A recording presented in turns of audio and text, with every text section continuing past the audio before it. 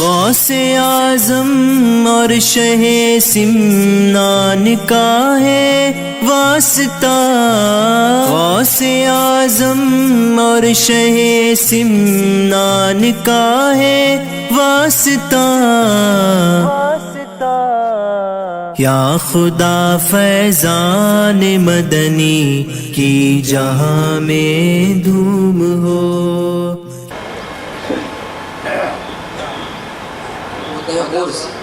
اس تعلق سے ہے کہ اس میں جو باتیں کچھ سامنے آتی ہیں، کسی نے سوال کیا ہے کہ کسی اللہ والے کے عرس کے موقع پر قبر کو غسل دیا جاتا ہے تو غسل دے کر سندل لگاتے ہیں، سندل، یہ سلسلہ کب اور کیوں شروع ہوا؟ پہلا سوال یہ ہے۔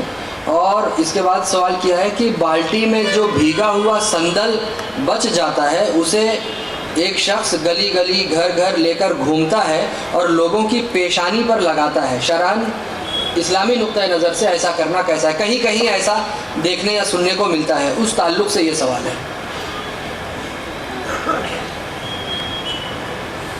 اس طرح کے جو سوالات ہیں، کہاں یہ جائز ہے، یہ کیسا ہے،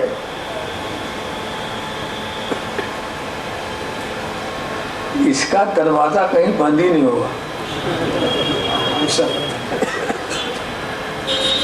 ہاں جی یہ کیسا ہے، یہ کیسا ہے، سوال کرنے والا خود نہیں سوچتا کہ وہ کیسا ہے، یہ کیسا ہے، وہ کیسا ہے۔ میں ایک قانون بتا دوں گا، قانون آپ خود ہی فیصلہ کر لیں گے کہ کون کیسا، یہ جائز ناجائز، یہ جائز اور ناجائز، اور ناجائز بولنے والے زیادہ ناجائز، کوئی نئی بات دیکھی ناجائز،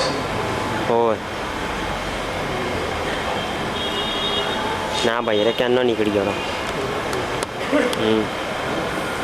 پہلے یہ بتائیے اسلام کیا چاہتا ہے؟ اس کو میں ذرا ٹھہر کے بتاؤں گا، اتنی ہی بات اگر آپ نے یاد کر لی تو بہت سارے سوال کا جواب آپ خود ہی دے دیں گے۔ یہ تو جانا کچھ چیزیں جائز ہیں کچھ چیزیں ناجائز، یہ تو صاف ہے۔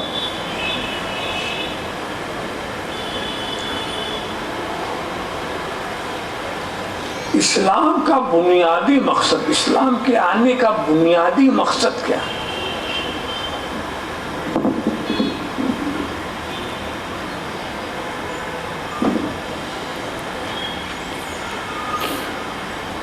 دنیا میں جتنے جائز کام ہیں اس کو کرانے کے لیے اسلام آیا،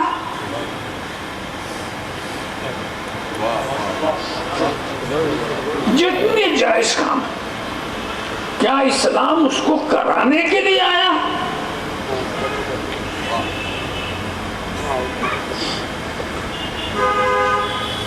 لاکھوں کروڑوں کام ہے جو جائز ہیں، اسلام کو کوئی دلچسپی نہیں ہے کہ کوئی اس کو کرے یا نہ کرے۔ ہر جائز کو کرانے نہیں آیا اسلام، بلکہ اسلام ہر ناجائز سے بچانے آیا۔ سبحان اللہ، سبحان اللہ، بے شک، واہ واہ، سبحان اللہ۔ جائز کرانے نہیں آیا، ہر ناجائز سے بچانے آیا۔ تو جب اسلام ہر ناجائز سے بچانے آیا ہے تو پہلے یہ بتاؤ ناجائز ہے کیا؟ میں ترتیب سے چلوں گا اور اس کو اگر آپ نے یاد کر لیا تو سمجھ لیجئے کہ آپ کو سند مل گئی۔ سبحان اللہ، سبحان اللہ۔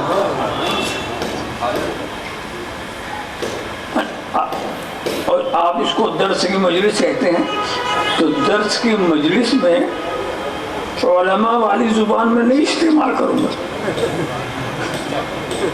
وہ اپنی درسگاہوں میں جس ڈھنگ سے میں، اور چونکہ یہ عوامی بھی ہے لہذا عوام جس کو سمجھ سکے وہ میں کہوں، میں فقہی لب و لہجے میں بات نہیں کروں گا کہ بعد میں پھر پوچھنے آئیں کہ اس کا مطلب کیا ہے۔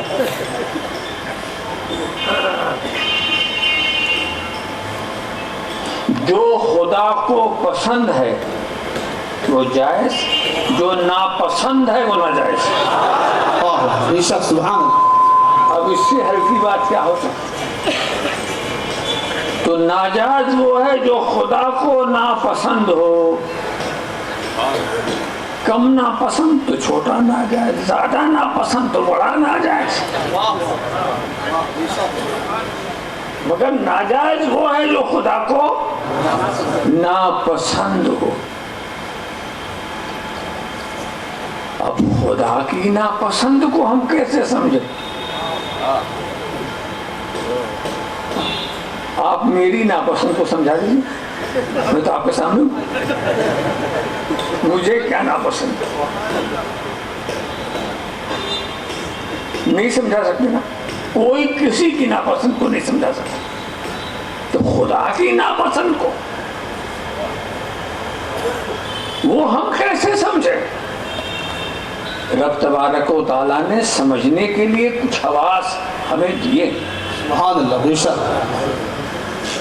دیکھنے کے لیے آنکھ دیا، سونگنے کے لیے ناک دیا، سننے کے لیے کان دیا، سوچنے کے لیے دماغ دیا، کام کرنے کے لیے ہاتھ پیر دیے۔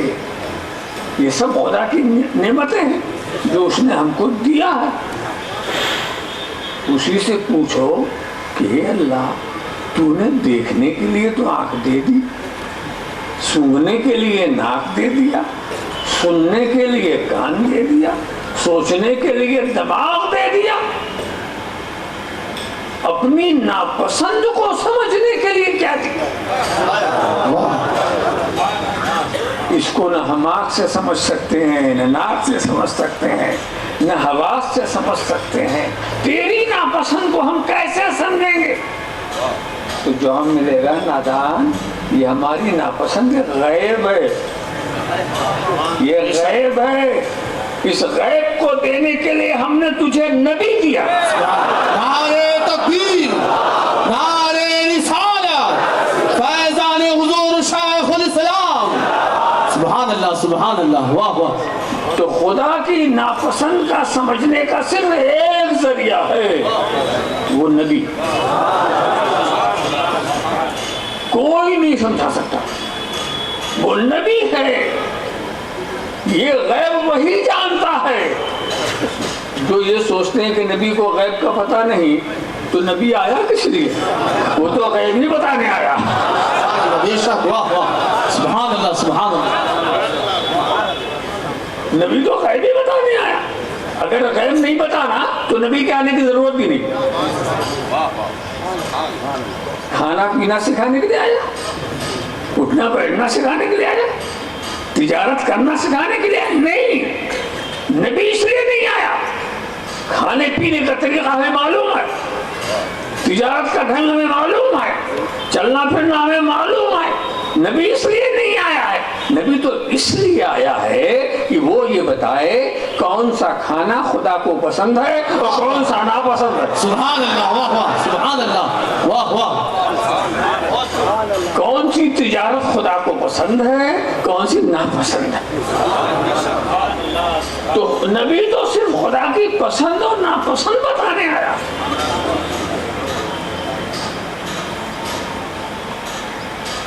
ورنہ نبی کی ضرورت نہیں۔ اب جب نبی ہی بتائے، غیر نبی تو خدا کی ناپسند نہیں بتا سکتا، بتا ہی نہیں سکتا۔ نبیوں کا سلسلہ چلا، ہر زمانے کے لحاظ سے خدا کو جس چیز سے ناپسند وہ سب اس نے بتایا۔ حضرت آدم نے اپنے دور کے لحاظ سے خدا کی جو بات ناپسند تھی وہ بتایا۔ کچھ باتیں اور تھیں جو نہیں بتایا،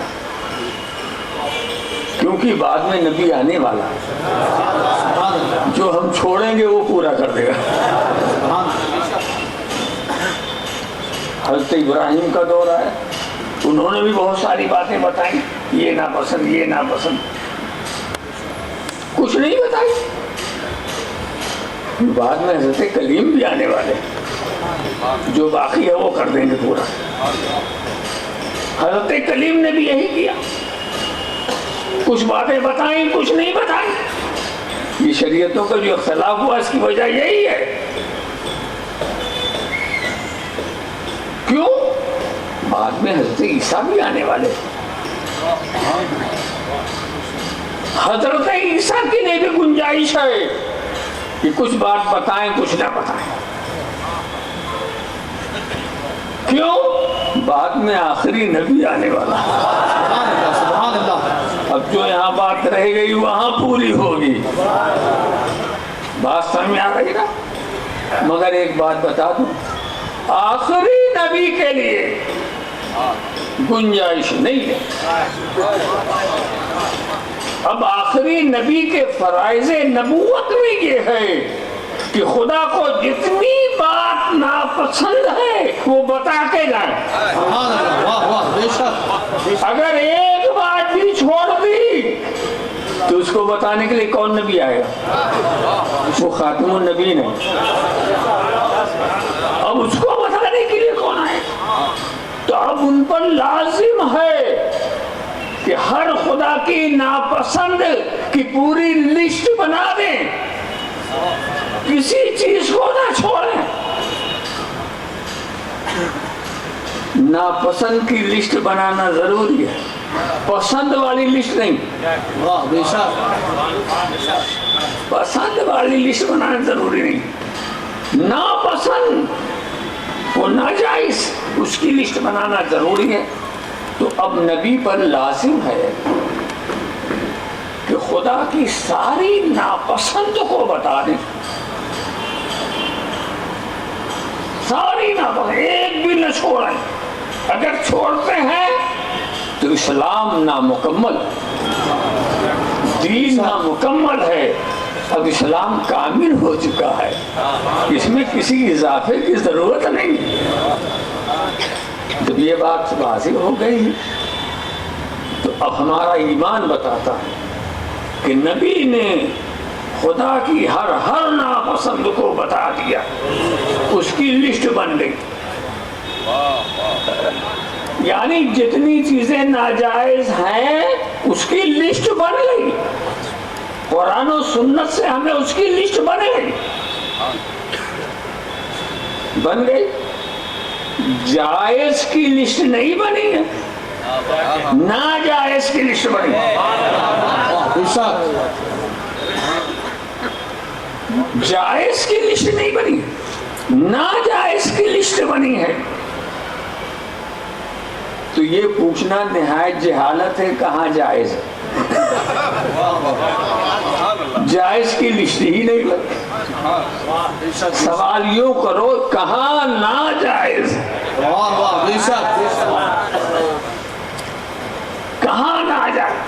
جب کسی بارے میں سوال کرنا ہو تو یہ نہ پوچھو کہاں جائز، بلکہ یہ دکھاؤ کہاں ناجائز۔ کہیں نہیں ناجائز تو یہی جائز، کہیں نہیں ناجائز تو یہ جائز۔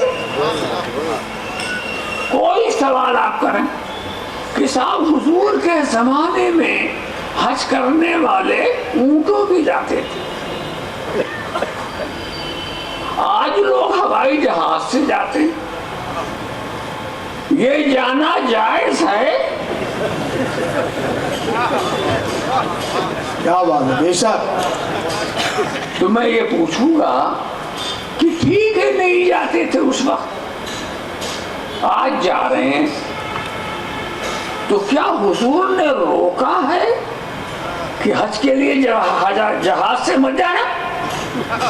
کہ نہیں روکا، جائز۔ واہ واہ، سبحان اللہ۔ نعرے تکبیر، نعرے رسالت، رئیس المحققین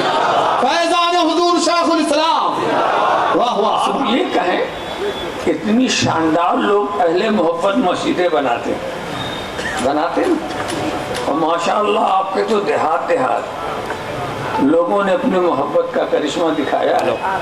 کہیں چھے گنبد، کہیں چھے مینارہ. حضور کے زمانے میں کسی بھی مسجد میں نہ گنبد نہ مینارہ، کچھ بھی نہیں. اوکے یہاں گنبد بھی ہے، مینارہ بھی ہے. ارے حضور کے زمانے کے مسجد میں تو محراب بھی نہیں ہوتی تھی، صرف درمیانی حصے کو محراب کہتے تھے مسجد کے، وہاں کچھ نہیں.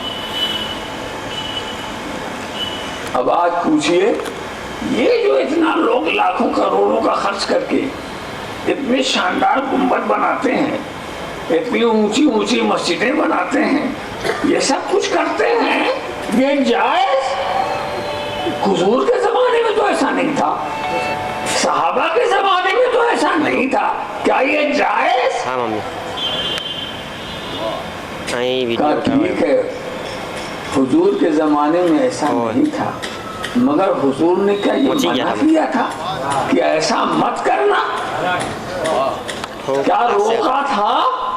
کہیں روکا بھی نہیں تھا، تو جائز. سبحان اللہ سبحان اللہ، واہ واہ. اسلام قیامت تک کے مسائل دے چکا ہے. سبحان اللہ سبحان اللہ. مستقبل تمہاری نگاہوں سے پوشیدہ ہے، نہ خدا کی نظر سے پوشیدہ، نہ نبی کی نظر سے پوشیدہ. واہ بے شک سبحان اللہ. تو قانون تو پورا قیامت تک کے لیے بن چکا. اب سیدھی سی بات یہی ہے کہ جائز کا سوال کرنا چھوڑ دو، یہ کہاں جائز ہے؟ ہمت ہو تو یہ دکھاؤ کہاں ناجائز ہے. واہ واہ واہ سبحان اللہ. کیا کہنا، بہت خوب. یہ سوال جاہلانہ سوال ہے کہ کہاں جائز ہے. ہم کب کہتے ہیں کہ ہر جائز کی وضاحت ہو چکی ہے؟ ہم ہر ناجائز کی وضاحت بتا، ناجائز کی وضاحت ہو چکی ہے، اب بتاؤ کہاں. ارے اسلام نے بڑا آسان طریقہ کیا. اگر ہر جائز کی وضاحت کرتا، یہ جائز یہ جائز یہ جائز یہ جائز، قیامت تک ہونے والی ہر چیز پر یہ کھانا جائز وہ کھانا جائز یہ پینا جائز یہاں سونا جائز ورنہ، تو یہ قرآن 30 پارے میں نہ ہونا. بے شک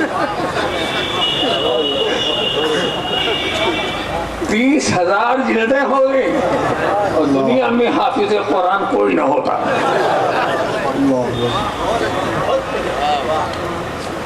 تو اسلام نے کیا کہا؟ یہ ناجائز یہ ناجائز یہ ناجائز یہ ناجائز یہ ناجائز یہ ناجائز، بقیہ سب جائز. واہ سبحان اللہ سبحان اللہ. واہ تو واہ بقیہ میں پورا اسلام آ گیا. سبحان اللہ سبحان. تو جو بقیہ ہو کر جائز ہوئے ہیں اس سے کیوں پوچھتے ہو کہاں جائز ہے؟ یہ بقیہ والے ہیں، یہ بقیہ والے ہیں. جو ناجائز ہے وہ بتاؤ کہاں ناجائز. تو یاد سمجھو اس کو، یہ اصولی لوگ کیسے ہیں؟ الاصل فی الاشیاء الاباحہ، یہ مدرسے والی زبان ہو گئی. ہر چیز کی اصل ہے جائز ہونا، دلیل سے اس کو آپ ناجائز کہہ سکتے. جہاں کوئی دلیل آ جائے، شبہ شک سے کی بنیاد پر نہیں، تو اصل میں سب جائز ہے. دیکھو حضور کے زمانے میں لوگ شراب پیتے تھے کہ نہیں؟ ابتدا کی بات کر رہا ہوں. پیتے تھے؟ پیتے تھے کہ کسی نے نہیں پوچھا اللہ کے رسول کیا شراب پینا جائز؟ کسی نے رسول سے پوچھ کے پیا؟ پیتے تھے، اس لیے کہ اصل پر وہ چل رہے تھے. مگر شراب کی جب حرمت آ گئی رک گئے. واہ واہ بے شک. جوا کھیلتے تھے سبھی کھیلتے تھے. کسی نے پوچھ کے جوا نہیں کھیلا, مگر جب جوا کی حرمت آ گئی رک گئے. واہ بے شک. ایک نکاح میں دو بہنوں کو جمع کرتے تھے ایک ساتھ میں دو بہنوں سے نکاح کر لیتے تھے. جب تک سرکار نے کچھ نہیں کہا چپ وہ کرتے رہے. جب سرکار نے روک دیا رک گئے. معلوم یہ ہوا کہ کرنے کے لیے دلیل نہیں چاہیے, رکنے کے لیے دلیل چاہیے. واہ واہ سبحان اللہ سبحان اللہ. بہت خوب. واہ واہ. غوث اعظم اور شہ سمنان کا ہے واسطہ, غوث اعظم اور شہ سمنان کا ہے واسطہ. یا خدا فیضان مدنی کی جہاں میں دھوم ہو.